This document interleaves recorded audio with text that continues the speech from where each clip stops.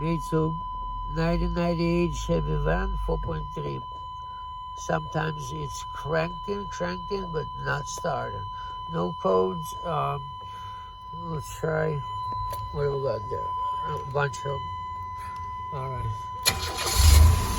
It started now right away. Let's try it again. Let's try it again. What happens here? All right.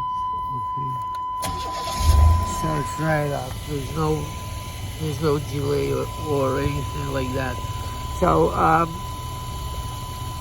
it needs to happen before I can tell what it is that causes it. It just needs to happen in front of me. Otherwise, it's a guess.